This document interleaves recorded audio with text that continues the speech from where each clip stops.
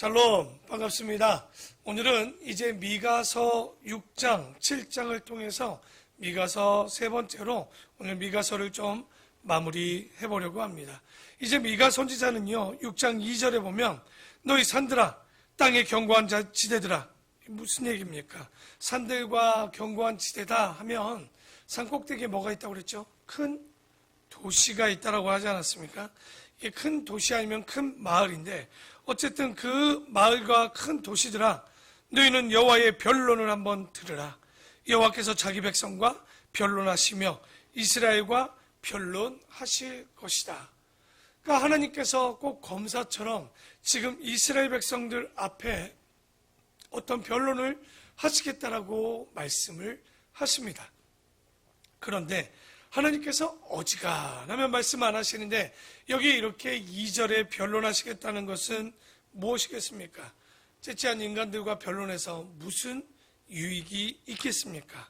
그러나 하나님께서 이렇게 변론하시겠다라고 마음을 먹는 것은 사람들이 하나님에 대한 온갖 오해를 가지고 있기 때문에 하나님께서 지금 따질 것을 좀 따지고 변론할 것을 변론하시며 말씀하시겠다는 거죠.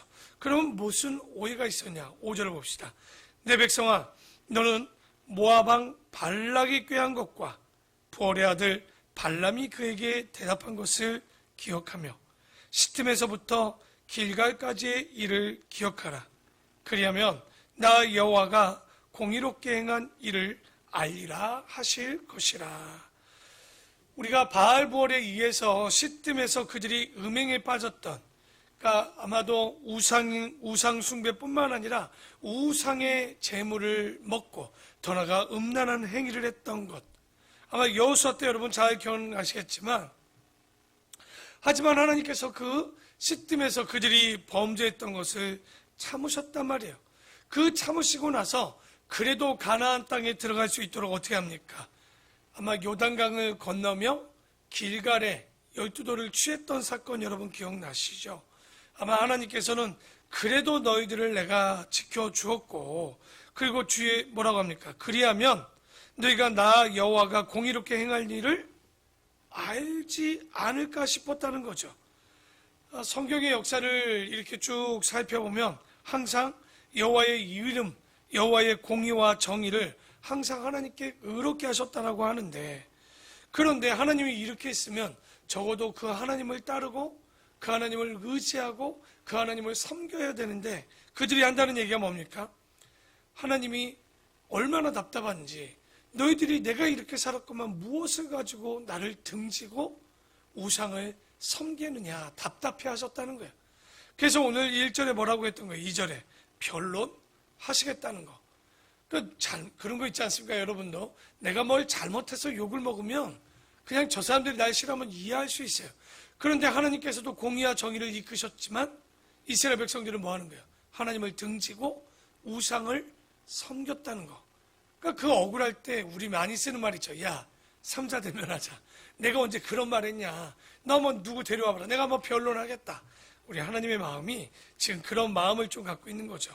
그러니 진짜 하나님이 원하는 건 그런 게 아니라 8절에 보면 사람아, 주께서 선한 것이 무엇임을 너에게 보이셨나니 여호와께서 너에게 구하시는 것은 오직 정의를 행하며 인자를 사랑하며, 여기 인자는 사람이 아니라 뭡니까? 헤세드, 자비로움, 그 사랑을 얘기하는 것이요. 하나님이 바라는 건 다른 게 아니라 이 자비와 사랑하며 겸손하게 내 하나님과 함께 행하는 것이 아니냐. 항상 하나님이 원하는 게 뭡니까? 호세아서도 얘기했지만 공평과 정의, 그 공평 가운데 정의를 이루는 것, 하나님이 이런 정의를 사랑하는데, 문제는 미가서가, 이 미가서에서 이 미가가 말하는 대상이 누굽니까? 지도자, 대제사장, 제사장들, 그 어떻게 보면 방백들, 이 지도층들에게 지금 얘기하고 있는 거예요. 하나님의 공의와 정의를 하나님께서 더 원하시는 것 아니냐. 근데 인간들이 어떻게 하는 거예요? 하나님, 공의, 정의 이런 거 하나도 없는 거죠. 자신들의 욕심을 통해서 양의 젖과 그 털만 가져야 됨에도 불구하고 뭐 했습니까? 한다는 짓은 침상에서 어떻게 하면 저것을 등쳐먹을까? 그리고 더 나아가서는 저들의 젖을 먹어야 되는데 저들의 가죽을 원하고 뼈를 발라 고기를 먹고자 하는, 이게 바로 지금 미가가 남유다와 북이스라엘을 외칠 때, 특별히 남유다에 외칠 때 지도자들의 행태들이 얼마나 악한지, 얼마나 악했다고 했습니까? 정말 그들이 북이스라엘에 행하는 일들을 다 행하고 있었다는 것. 하나님이 원하는 것은, 솔로몬도요 1천 번제를 드렸지만 이런 걸 원하십니까? 무슨 하나님이 뭐 고기를 못 먹었습니까? 그 기름이 부족했습니까? 그래서 호세아 6장 6절에 보면 이런 말씀하죠. 내가 인애를 원하고 제사를 원치 아니하며 번제를 원하고 뭐라고 얘기합니까? 하나님 아는 것을 내가 원하노라 라고 이야기를 합니다. 그래서 이 악인들이요, 그런데 못돼 먹어야 되는데 이들이 잘 됐단 말이죠. 근데 미가를 통해서 하시는 이야기가 뭡니까? 악을 행하며 부당 이득을 취하고 그리고 잘 나가던 그들, 그러나 하나님께서는 이런 것들을 그냥 두는 것이 아니라 그들이 먹거나 마시거나 어떻게 하거나 아무것도 없이 이제 남겨두지 아니하시겠다. 불의하게 갑자기 모인 재산은 새들이 날아가는 것처럼 그 재산들을 다 가져가시겠다. 그러면 왜 그렇게 그것들을 가져가냐? 그 뿌리가 뭐냐? 그들이 어떤 악을 취했느냐? 16절에 보면 그 악의 뿌리가 나옵니다. 너희가 오므리의 율례와 아합 집의 모든 예법을 지키고 그들의 전통을 따르니 내가 너희를 황폐하게 하며 그의 주민을 사람의 조속거리로 만들리라. 너희가 내 백성의 수욕을 담당하리라. 그러면 이것들이 지금 악한 것들의 뿌리가 어디서 시작합니까? 분명히 미가는 남유다 선지자임에도 불구하고 북쪽의 오므리와 아합의 죄에 대한 이야기를 하죠. 그러니까 북이스라엘의 처음 죄, 여러분 우리가 열왕기를 보면서 끝없이 나왔던 북이스라엘의 죄는 뭡니까? 느밧의 아들 여로보암의 죄, 그 금송아지를 세웠던 그 문제들을 이야기하죠. 그리고 아합은 어떤 죄를 졌습니까? 아합의 아내 이세벨이 바알과 아세라의 그 모든 신상을 섬겼던 문제. 남쪽은 뭡니까? 그렇죠. 그 산당은 누가 시작됐냐면 잘 보면 솔로몬이 부인 1000명을 두면서 그 부인들의 우상들을 섬길 수 있는 곳을 만들어준 게 다 산당 아닙니까? 그리고 또 하나, 이 오므리 왕조의 씨가 들어오는 역사가 있었단 말이죠. 그게 누구냐? 바로 남쪽의 여호사밧이 물러도 너무 물렀죠. 자기의 며느리를 누구를 데려옵니까? 여호람의 부인으로 바로 아달랴를, 아합의 딸내미, 이세벨의 딸내미를 데리고 들어왔던 그 사건. 그래서 남쪽 왕국에도요 동일하게 오므리 왕조의 죄가 만연되어 있었다는 거죠. 하나님께서는 지금 그것을 질책하고 그 죄를 통하여 너희 리더들이 한다는 짓이 그것을 등쳐먹고 악한 짓을 다 했다는 거. 그러니까 참 이런 것들 보면 여호사밧이 나쁘진 않았지만 뭐가 없었다고 했습니까? 예스맨이죠. 이래도 좋고 저래도 좋고.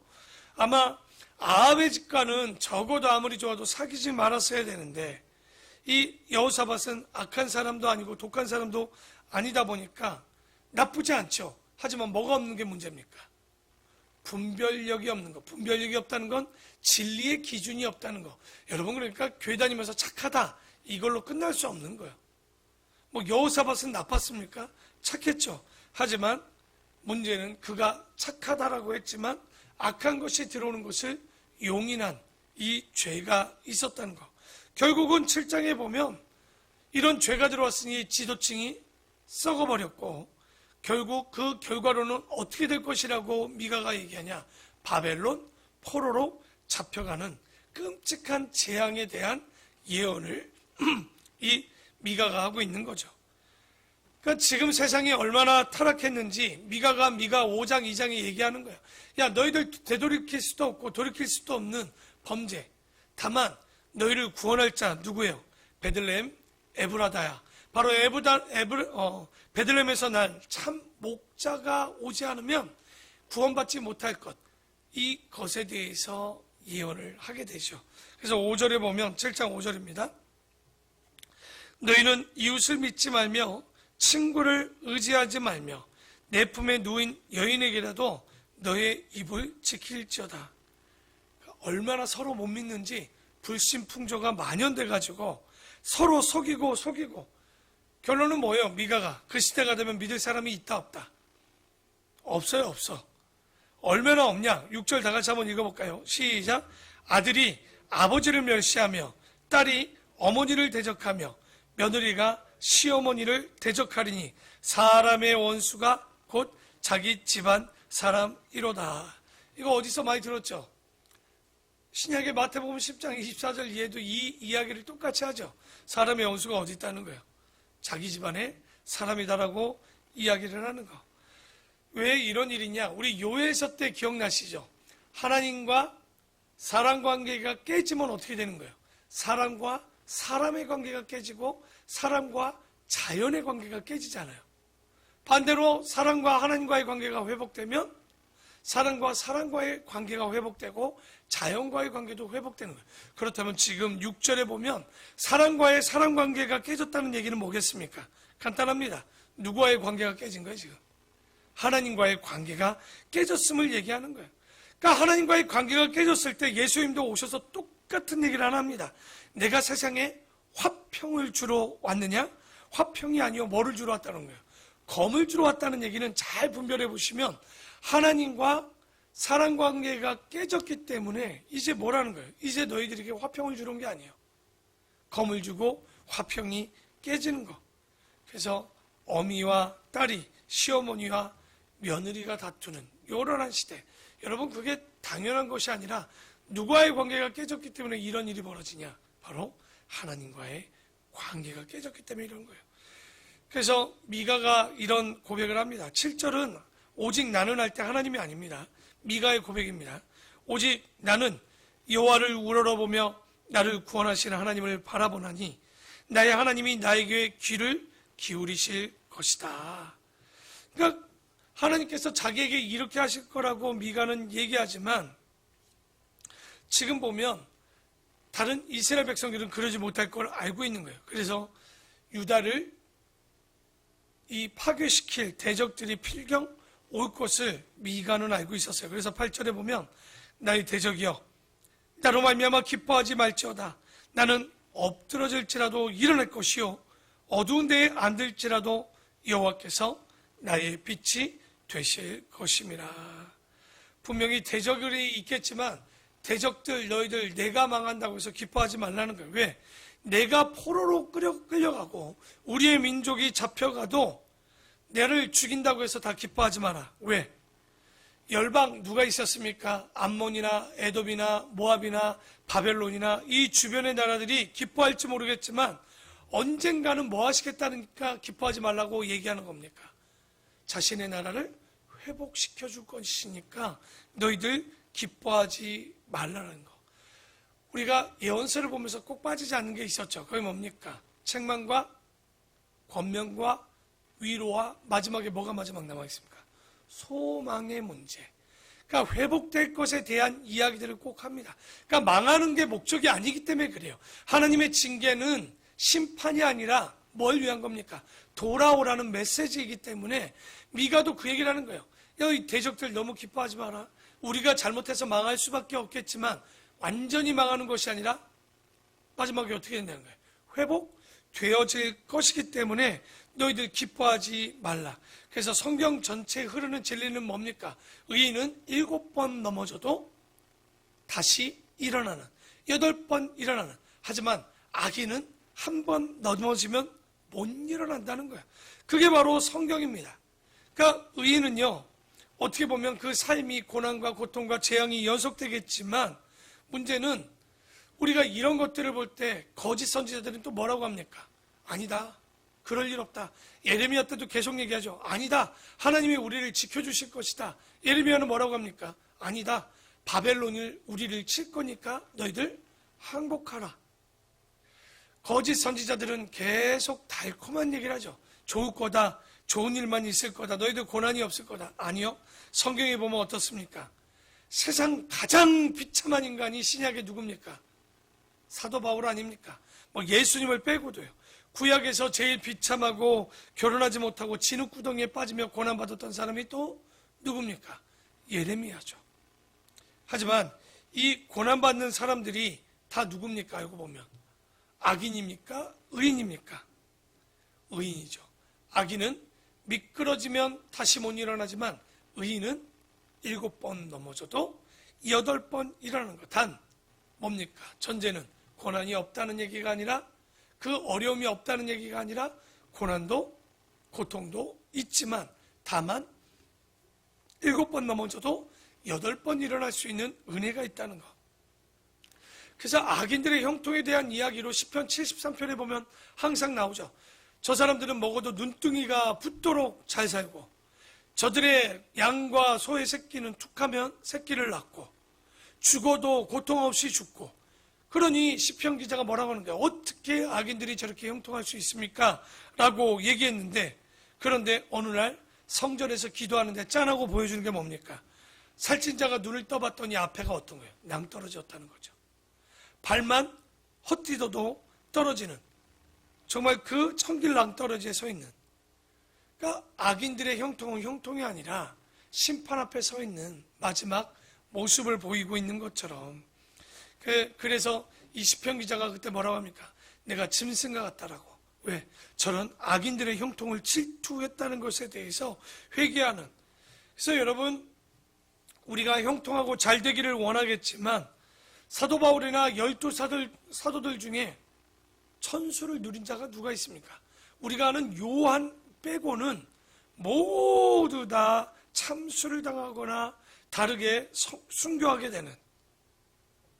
그러니까 우리가 이 말씀을 보면 제일 큰 은혜를 받은 사람은요, 제일 큰 고난을 받은 사람이라는 거.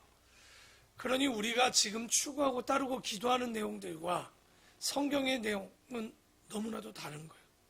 우리는 형통하고 잘되고 복받고 이런 것에 포커스지만 하나님의 큰 은혜는요, 고난과 함께 있는 거예요. 떨어질 수가 없다는 거예요. 그러면 우리가 지금 예수를 믿고도 고난이 있는 것이 나쁜 일이냐? 그렇지 않다는 거예요. 오히려 우리에게 있는 고난은 하나님이 주시는 복의 크길 것이고 영광의 크길 것이고 은혜의 크길 것이라는 거예요. 다만 우리가 잘했음에도 불구하고죠, 못했는데 고난이 오는 건 아닌 거고요. 그래서 우리가 진짜의 신앙은, 이 미가가 18절에 보면 자기의 신앙 고백을 이렇게 합니다. 주와 같은 신이 어디 있으리까? 주께서는 죄악과 그 기업의 남은 자의 허물을 사유 용서하시며 인애를 기뻐하심으로 진노를 오래 품지 아니하시나이다. 다시 말해 미가도 그런 얘기를 하는 거죠. 우리가 완전히 온전해서 구원받을 사람이 있지 않다는 거예요. 다만 그럼에도 불구하고 하나님께서는 우리에게 진노를 오래 품지 아니하시는 거, 노하기를 더디하시는 거, 노하시겠지만, 그렇지만 노가 영원하지 않으실 거라는 거. 그러니까 자기가 죄인이라는 거, 그럼에도 불구하고 자기를 건져주실 것을 믿죠. 다시 우리를 불쌍히 여기셔서 우리의 죄악을 발로 밟으시고 우리의 모든 죄를 깊은 바다에 던지시리이다. 주께서 옛적에 우리 조상들에게 맹세하신 대로 야곱에게 성실을 베푸시며 아브라함에게 인애를 더하시리이다. 그래서 이때 보면 이스라엘 백성을 용서받을 만한 가치도 없습니다. 하지만 왜 용서하셨을까요? 바로 아브라함과의 언약, 야곱과의 언약, 다윗과의 언약을 성실히 지금 지키시고 베푸시고 있는, 그래서 이 희망과 소망을 마지막까지 보여주고 있는 거예요. 미가서가 뭡니까? 정리해보면 당시 지도층들, 방백들에 대한 죄로 말미암아 그들에게 이제 징계와 심판이 반드시 임할 수밖에 없는 거. 그러나 예루살렘 전체를 하나님께서 버리시느냐? 그렇지 않는 거죠. 하나님께서 어떤 자를 긍휼히 여기십니까? 우리 어저께 얘기했는데 무슨 자? 무슨 사상? 남은 자 사상이 있는 거예요. 하나님을 찾고 따르는 그 남은 자들에게는 긍휼을 베푸실 것이고, 오늘 19절에도 뭐라고 합니까? 그의 죄와 허물을 간구하시고 그 허물을, 죄를 깊은 바다에 던지시고, 그리고 아브라함과 야곱에게 베푸신 것처럼 이제 인애를 베푼 날이 다시 돌아올 것이다. 누구를 통해서? 바로 베들레헴 에브라다에 있는 올 참 목자를 통해서 우리가 구원받게 될 것에 대한 이야기를 미가가 이어나고 있는 거예요. 오늘 이 말씀을 통해서 우리가 미가서 전체에 보는 것은 항상 우리 하박국에도 얘기하겠지만 심판한다, 고난받는다, 어렵다, 왜 그러냐 해도 하나님은 의인을 도우시고, 하박국에도 얘기했던 것처럼 오직 의인은 뭐로 말미암아 사는 거예요? 믿음을 갖고 살면 지켜주신다는 거예요. 우리가 아무리 불평하고 원망하고 힘들어해도 걱정하지 말라는 거예요. 악인들의 형통이 아니고 의인의 고난은 고난이 아닌 거. 오히려 하나님의 은혜는 의인의 고난의 크기에 따라 은혜도 함께 온다는 사실. 그래서 끝까지 주님 오시는 날까지 우리가 남은 자가 되게 하시고 쓰러지지 않게 하시고, 하나님의 은혜 안에 다만 그 은혜는 고난과 함께 오겠지만 그 고난을 두려워하지 아니하고 기도할 때 하나님께서 이 땅에서 혹은 하나님의 나라에서 우리에게 상급을 부어주실 줄 믿습니다. 정말 노크로스 노크라운이라는 이야기, 우리에게 십자가의 고난 없이는 영광도 없습니다. 여러분, 고난을 두려워하지 마시고 그 고난이 은혜의 크기만큼 우리에게 더 큰 영광이 될 줄을 믿고 나아가는 믿음의 자녀들 되기를 바랍니다. 이제 다음 주부터는 이사야서를 보도록 하겠습니다. 기도하겠습니다.